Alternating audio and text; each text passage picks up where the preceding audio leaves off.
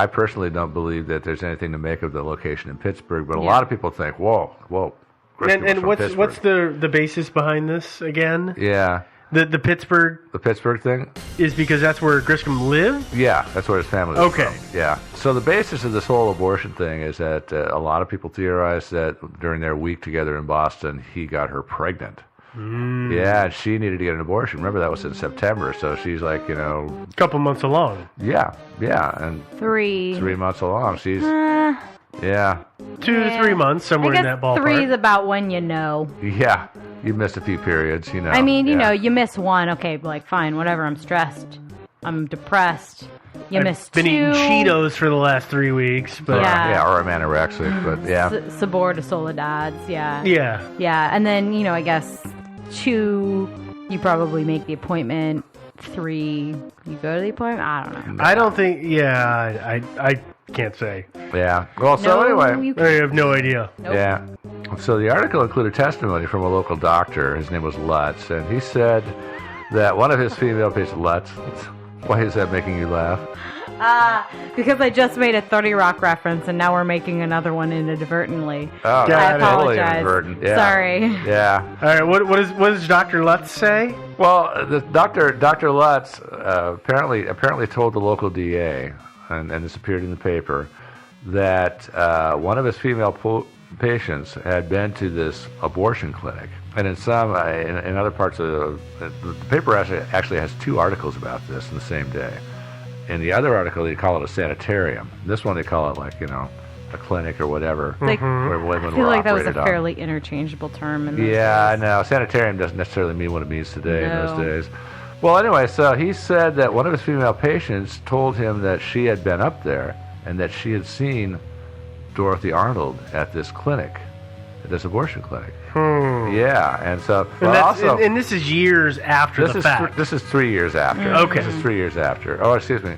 3. Yeah, it's about 3. About 3 years. A little over 3 years after. But at the same time, this newspaper article, and let's not underestimate the ability of the press to misquote and distort things. Yeah. But just another paragraph down, they do the whole woman patient of Dr. Lutz says that she saw, but then a paragraph down, they say the source of Dr. Lutz's allegation is that the doctor himself, the abortionist who ran the clinic, told him.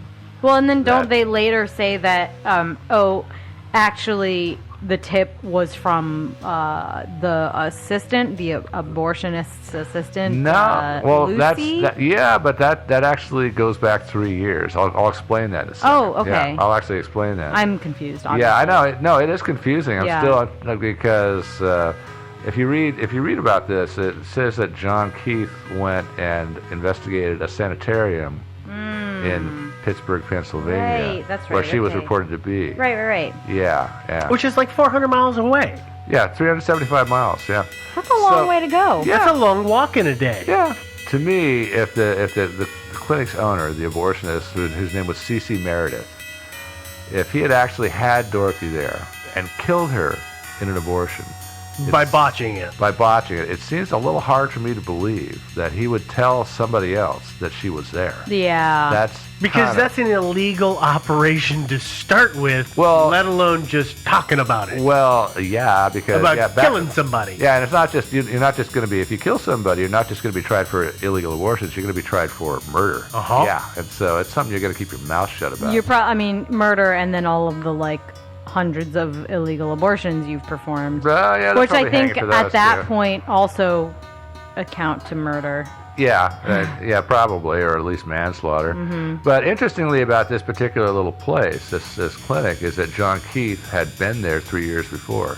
Oh, okay. Yeah, so the lawyer. That's where John I'm Keith, a little lawyer. right. He had been there. Okay. That's what in this Philadelphia Press article. The main article is about the fact that the local police had raided this place, and there was a clue from this doctor. Yeah, they raided this place and they busted them and all that stuff. And they had our whole thing, that the Dorothy Arnold connection from this Dr. Lutz, who had heard from apparently 2 different sources but there's a second article where they talked with John Keith about his visit 3 years prior to the same place. Yeah, and that's what you're talking about, where he got a tip from somebody. Yeah.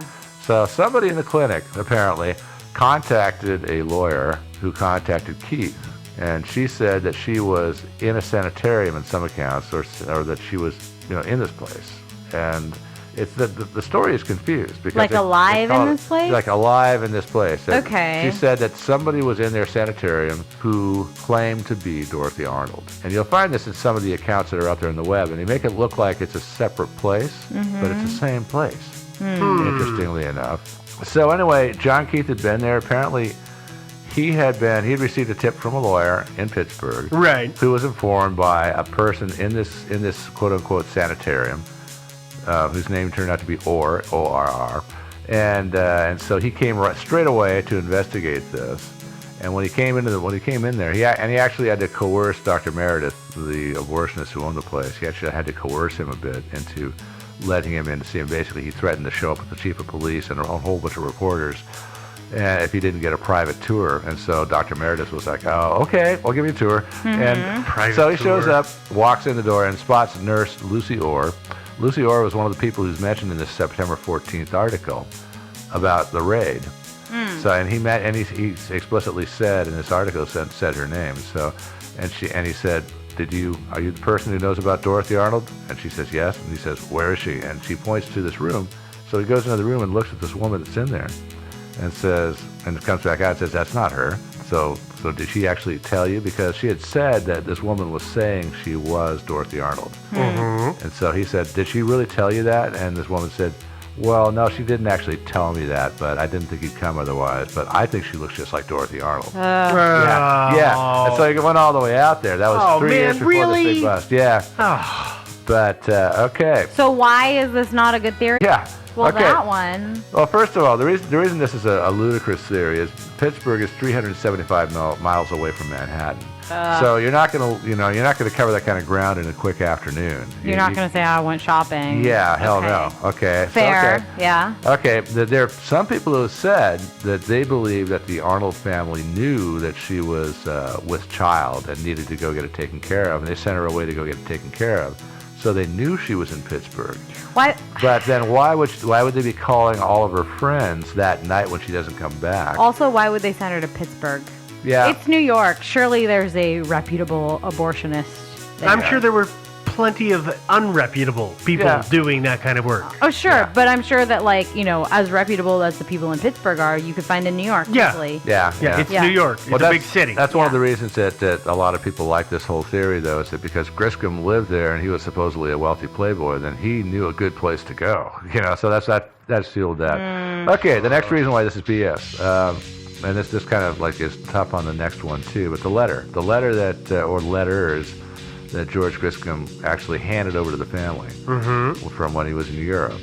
So she would, if she was knocked up, she would be talking about that in those letters. Do you think he wants to open that can of worms with her family? But here's what I will say, is that I'm not sure if she would talk about that if she were just going to get it taken care of. Yeah, you think she didn't say anything to him? As a young woman I think there would be a discussion back and forth. I don't know.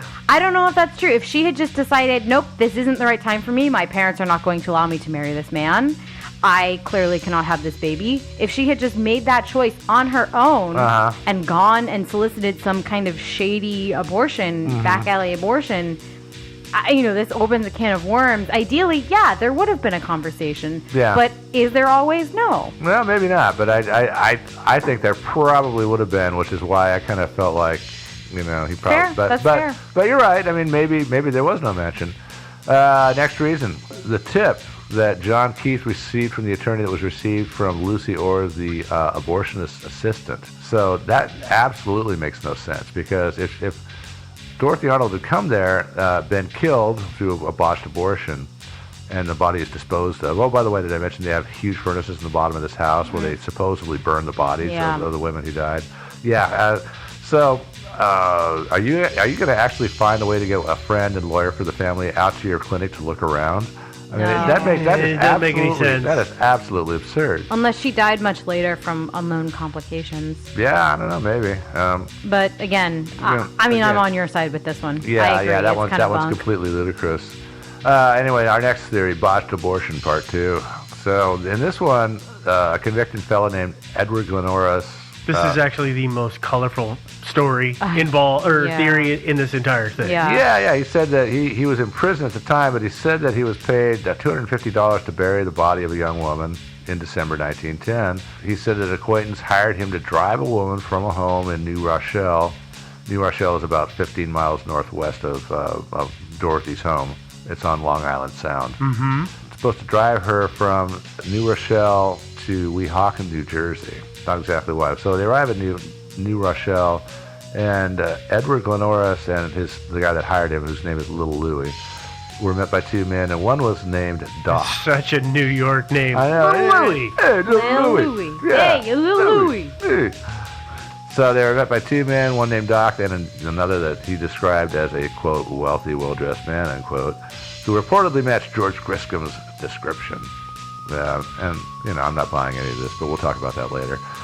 So they loaded this unconscious woman into the car, drove her to a house in Weehawken, New Jersey, and then Little Louie told Glenoris during the drive that the woman was Dorothy Arnold. Glenoris said he recognized her, and then the next day, Little Louie contacted him again to, quote-unquote, finish the job. So they went back to Weehawken. Doc told the men that the woman had died at that home in Weehawken during an operation. So Little Louie and Glenoris drove the woman's body back to the home in New Rochelle, wrapped her body in a sheet, buried her in the cellar. Wait, I thought they buried her in a cellar in West Point. Accounts vary. Okay. This is like, and is again, the internet. that's why I'm asking, because I know this is one of those things where it gets kind of muddy in the telling. Yep, I know. They actually dug up cellars and homes in the area, but couldn't find any human remains. So anyway, why is this BS? Okay, number one, I don't think she was pregnant to begin with. I mean, but number two, I mean, she might have been, but New Rochelle is about 15 miles northeast of the family home. She could have jetted up there, left the home. Hey, I'm going to go shopping. Jet up to New Rochelle, get your abortion, get back. But instead, she walked the other direction. She walked south. And got chocolate, right? And got chocolate and bought a book and, and hung out. So obviously... But why couldn't she have gotten a ride after that point? She could have, but the thing about it is like, you're kind of pushing it. You got to be home by dinner time, and the last time you're seen is when you run into your friend outside the bookstore at 2 p.m. Yeah. So it's like, you're that not... is pushing it. And don't forget, I mean, they didn't have much in the way of transportation in these days. Cars were a really new thing. Oh, yeah, they were slow and terrible. They were like, 5 miles an hour? Well, probably a little better than that, but she probably would have taken a horse and buggy at this time. But and so 15 miles in a horse and buggy, that's a little bit of time compared to jumping in your car today. But well, I can just see, though, I'm just playing devil's advocate here, but she says, I'm going to do this, and then I'm going to go, and... She's got a terrible sense of time. I mean, we all know those friends who say, it'll only take me this much time to do this. So I'm going to do these other things in the morning, and I'll be at your place by 11 o'clock. And then they show up at 3 in the afternoon because they have no sense of time and they cannot judge how long things take. So she might have thought, well, I'll go get a book so that I have something to read on the way there and the way back, and it'll be fine. And if I'm late, well, I'll just say that I'm ill and I had to stop because I didn't feel good. Yeah. I mean, I'm obviously, this is conjecture, but I'm just looking at it as, well, maybe this could be the thought process that was involved if she really was pregnant, which again, I'm not positive she was. Yeah, but not at all. I'm just saying if this is a possibility, and that seems, I know tons of people who do that crap all the time. But and I know people like that too. But this is a pretty important thing. This is a big deal. You're knocked up, and this is your salvation. You're going to go get this abortion and everything. It's going to save you from being publicly humiliated and cast out by your family. Pretty huge deal. That's something I'm sure she would try to be on time for. I don't think she'd screw around for hours walking around Manhattan buying chocolate and books. Don't you think? What do you think? She might have been making a day of it. Yeah. I mean, not to be aloof about what she was doing, but she might have said, well, I'm going to do these things, so at least I do these things, and then I will go take care of that. Or trying to cover her tracks. Yeah. Knowing, okay, so here are the two places, or, two best places that I have family accounts at, right? Yeah. That aren't near this clinic that I'm going to. so it doesn't look like I'm going to this clinic Uh-huh. or this house or whatever. Mm-hmm. You know, I have an account at this chocolate place that's a couple miles away, and then I can go buy a book, and I ran into a friend. How convenient. Oh my goodness. Mm-hmm. And then, Or swing around the corner, panic, catch oh a God, cab. I ran into a and- friend. Yeah, I mean, Yeah. either way. That's a cab. Oh, look, let's remember, this is horse and buggy days. So Okay, a horse fair. and buggy goes, what, 5-6 miles an hour? Is it horse and buggy days? The car was not very, the car very was, big. yeah, the car, there were actually people, believe it or not, Henry Ford was not making Model Ts at this time yet. The first thing that came out They that were was steam cars. kind of mass produced was Oldsmobile was actually producing cars, but not huge numbers. And there just weren't, and there were a lot of small manufacturers making weird claptrappy kind of not Yeah, reliable everybody was stuff. making their own car. Oh yeah, but no, mostly it was horse and buggy. And so you have to expect that if she had caught a horse and buggy, she had to go all the way to New Rochelle from her place, which is now, after all her miles of walking, now in Lower Manhattan. She had actually added miles to her journey to New Rochelle by walking in the direction that she did. It's going to take quite a while to get there. True. And then I don't know how long abortions. It's been so long since I've had an abortion. I can't remember how long it took. That was terrible. Yeah. Absolutely terrible, I Joe. guess I just kept thinking cars because it sounded like, the felon. Yeah, he said they were supposed to Whatever. drive her. Yeah. But driving back in those Could've days, been it means driving in a buggy or in a I wagon or guess something Model like that. Ts were like the 20s. Mm-hmm. Okay. All right. I guess I just have this Yeah. old view of, or new view of what cars are. Yeah, So yeah. what are the other non-abortion theories? Are Well, there? let's get into a different theory. Okay, another theory is suicide. She was good. depressed. we Another just went beautiful from theory. depressing to more depressing. Thank you, Well, Joe. yeah, that's the thing about it is, I think one reason that so many people are in love with the whole idea that she ran away to start a new Because that's life. somehow the nicest theory. Yeah, Yeah, everything it's else really what is it everything is. else is kind of horrible. Yeah. You know, I mean, Yeah. seriously. Yeah, because so the last 20, 25 minutes have just been joy. I know. Yes.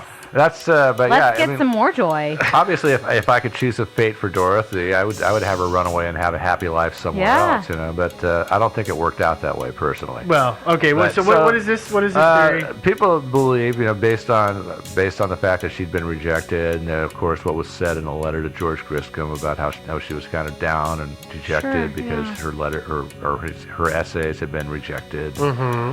And even John Keith, the attorney, said years afterwards that he believed that she committed suicide because of her literary failures and because she felt so, Because sad. she and got humiliated. rejection from two different.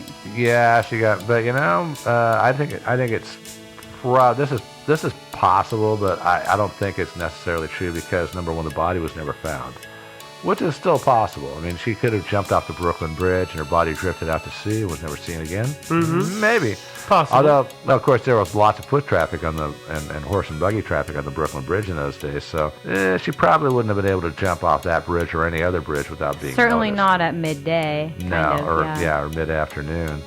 And the other thing is that not the people who saw her, of course, her family saw her before she left, and her friend Gladys King saw her.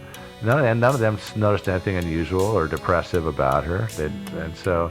And that seems to be the sort of thing that is really, really open to suggestion, right? If somebody says, oh, well, maybe she jumped off a bridge, they'll be like, oh, she did seem a little depressed. Yeah. She even Yeah. seemed like the teensiest bit bit depressed. depressed, yeah. Although, again, on the other hand, people who are about to do things like that, oftentimes you kind of hear descriptions of them as being like really liberated Euphoric. and free and euphoric. Yeah, maybe she felt like she'd made this decision and like that.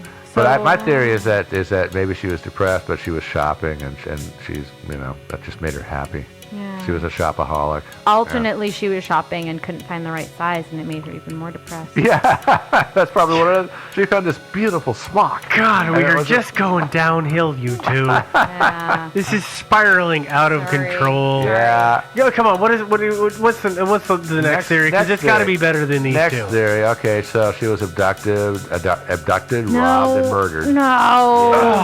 Yeah. Yeah, So I you know. are no longer allowed to pick your own stories. We'll I do them know. for Depressed you. facts. I mean, I don't like this theory either, but it's plausible, and actually I find it most plausible of all because I managed to stumble across some crime stats from the New York City Police Department From those years? from 1910. Yeah. According to them, in the boroughs of Manhattan, the Bronx, and Richmond, which is what we now call Staten Island, thousands of people, I can't remember the number, it added up to like 4,000 or 5,000 people were reported missing just in 1910 alone. And of these, 309 men, 216 women were never heard from again. So that's 525 people that disappeared permanently.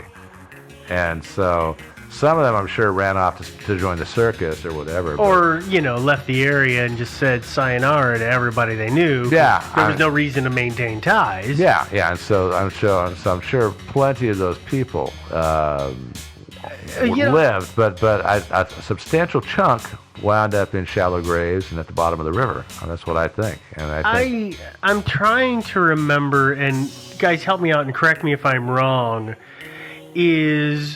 Weren't opium dens kind of a thing at that time frame, or is that earlier in history? I mean, I can guess it was like the 1870s and 80s, maybe kind of the 90s.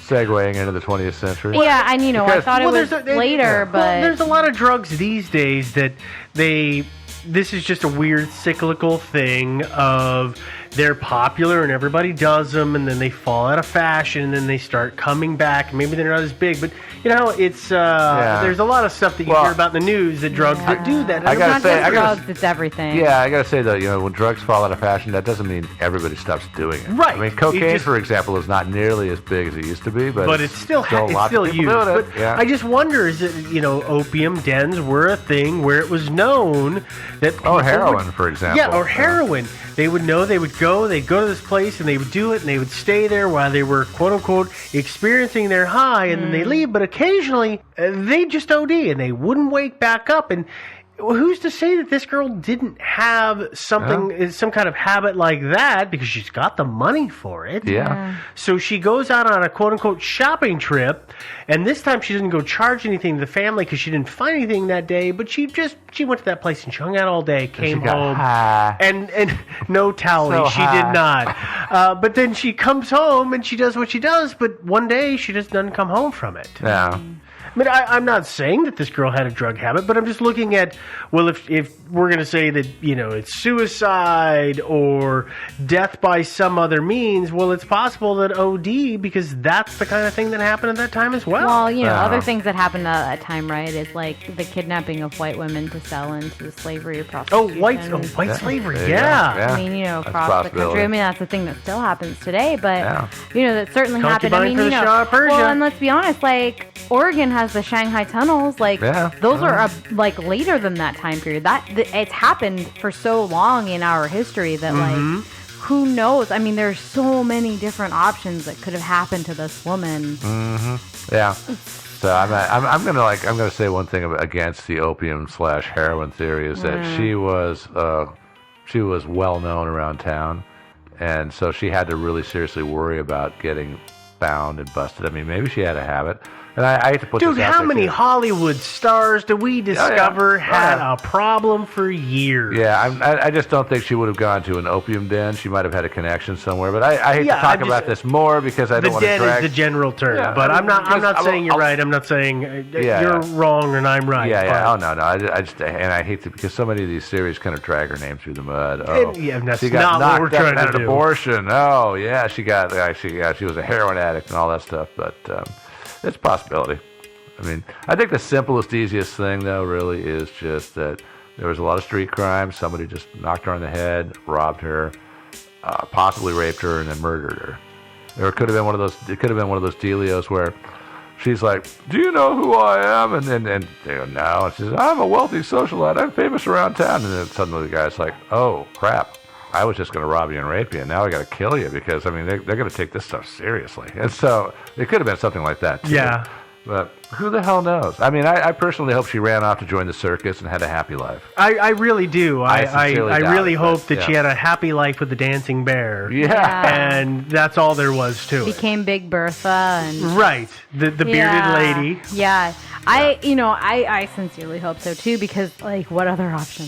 Because none of these things are really They're nice. all This has got to be one of the most awful. depressing shows we've ever done, and I am not letting him pick his own stories anymore. No more. From now on, you have to run them by us. Yeah. That I did run it by you, as I recall. In about all of 2 seconds. Oh, it's this, and she disappeared. Oh, okay, that's fine. No, we're not running by. We're just selecting. We're vetting. him. Yeah, I had Yeah. I forget it was. I had her and some other disappearing person. It's like, well, or no, some other person who mysteriously died. And I said, well, which one sounds more interesting to you? And so, go with Dorothy. So yeah. Oh, suddenly it's my Well, fault. truly, I just wish she ended up in Oz. Yeah. Yeah. Yeah, with her That's dog. my theory. With her Yeah. dog With Toto. Toto. Yeah. Toto. Yep. Toto. It's I actually hope so. Toto, I think, but It's actually actually T-O-T-O. Toto. But it's spelled Toto. spelled Toto, but she Toto. always pronounces it Toto. That's Toto. another reason I hate that movie. Yeah. She mispronounces the dog's name. Here we are. Yeah. So anyway, favorite theories? Anybody? The circus. The circus? I hope it's the circus. I but want it to be the circus at this point. I but- think that it's, it seems like there's so many different things that really could have happened to her. I mean, yeah, it's really no use. I mean, I personally think that the odds are that it was random street crime.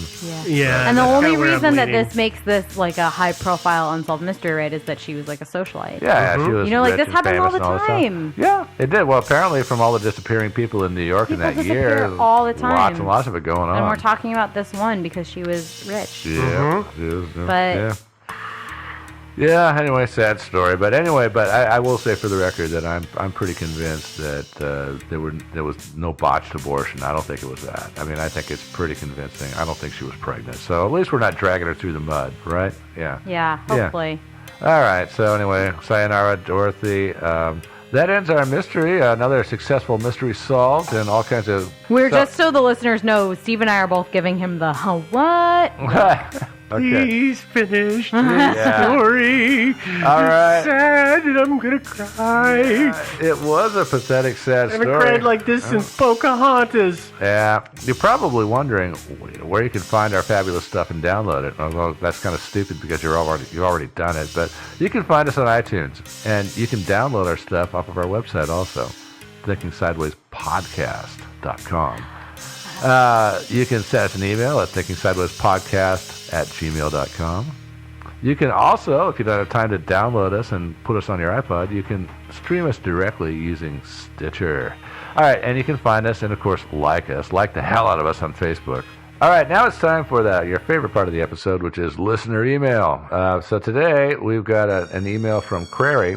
I won't tell you his last name. And Crary, as you know, most of our emails are from people who talk about how they adore us and they wish they were us and stuff like this. But, yeah, Crary is not. I'm not gonna call this email negative, but it's a slightly critical one. And Well, it's It's an honest conversation. no, we've absolutely. heard. No, It's it's a good thoughtful, feedback. it's a thoughtful, It's good thoughtful, feedback. good email, and I'm glad that Crary wrote to us to tell us his concerns. So going back to the Montauk episode, the Montauk Project, let me quote from Crary's email in the discussion of the quote going back in time to right the Civil War nonsense. Someone, I think it was Joe, and I think I remember saying this. It was you. Yeah. I Mentioned that- checked it. Yeah, mentioned that slavery would have given way to industrialization. I apologize and this is still Crary talking, as one should never argue counterfactuals, but it's a subject a bit near to my heart. I'm going to skip a little bit here. However, I think such hand-waving of slavery as an historical force simply doesn't stand up to scrutiny. And I apologize, too, but it's kind of a long email, so I'm not going to read everything word for word. Back to your emails, Crary. While the institution of slavery may well have evanesced in the face of the modern capitalist state, we should remember that there were some in the South who opposed this very ideal of the modern economy. And that's very true. This is me again, not Crary talking. In America and in Europe, there were lots of people who were very opposed to the factory system and to capitalism, and a lot of those people are still with us today. Yeah. And so it wasn't an inevitability, and so Crary is quite correct in saying that. So let me skip ahead. And also, this back to Crary, also, even if slavery were to go, this does not mean the legacy would. We still live with the legacy today in this country. And he goes on a little bit, and I'm not going to quote any more of it. Not that your email is not worth quoting in its entirety, because it's a very good, thoughtful email. It's a very good, lengthy email. Yeah, and it I is. think that's the hard part. Is it's a very lengthy email. It has a lot of good historical points. It makes some very good points. Yeah, but I think you're right. It's a good email. Yeah. No, it is good. It's great, actually. And well, I thank you for bringing it up, because I think that Crary, if he saw what I said that way, then probably some other people did. So I really thank you for bringing it up and giving me the chance to talk about what I really meant. I think what I said was capitalism was eventually going to wipe out slavery. Industrialization Would wipe out slavery, which I think it would have. That's not the same as saying that I think that whether the South versus the North wins is 6 of one, half a dozen of the other. I didn't mean that at all. And obviously, it's a good thing that the North won. If you're a slave, and the question of whether you're set free today versus 50 years from now, well, that's pretty huge. Yeah. And so, I mean, and that's the same. Another reason I sort of said what I said is that I don't think that post-Civil War things really improved that much for black folks in America. It really took a long time. Yeah. We're still working on it. Yeah. Well, yeah. And we're with the still whole crawling Jim out Crow of that. thing. Oh yeah, I mean there was That was a segregation big- and Jim Crow. Yeah. I mean, and lynchings and all kinds of stuff. I mean, a hell of a lot of the slaves wound up going back and working on the same plantations they'd been slaves on, except as sharecroppers. So they're still technically free. They were better off, but anyway, I'm not saying 6 of one, half a dozen of the other. It's a great thing that the North won.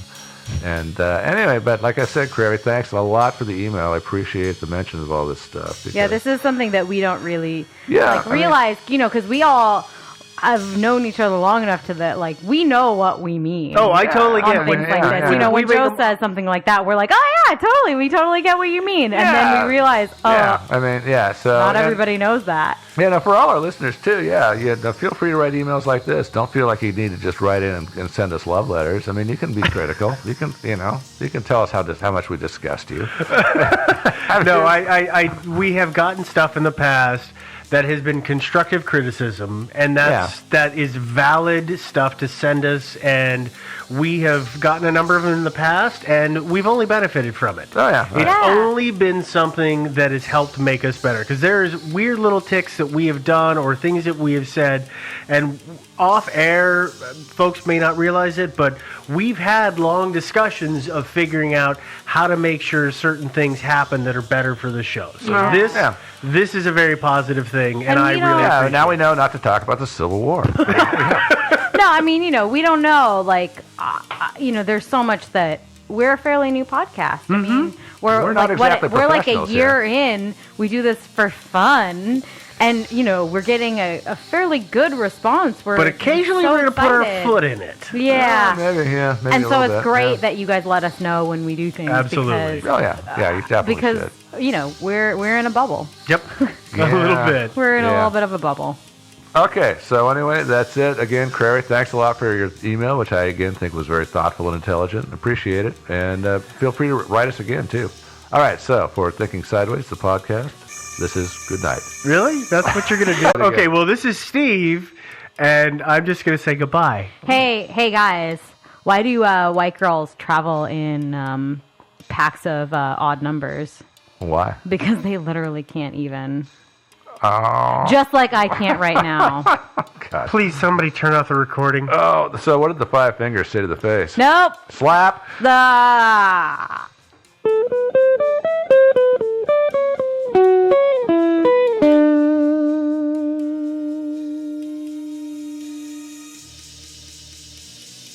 Hey guys, exciting news. I'm really, really stoked about this. On March 7th at noon Pacific Standard Time, Team Sideways is going to host an AMA on the Unresolved Mysteries subreddit on Reddit.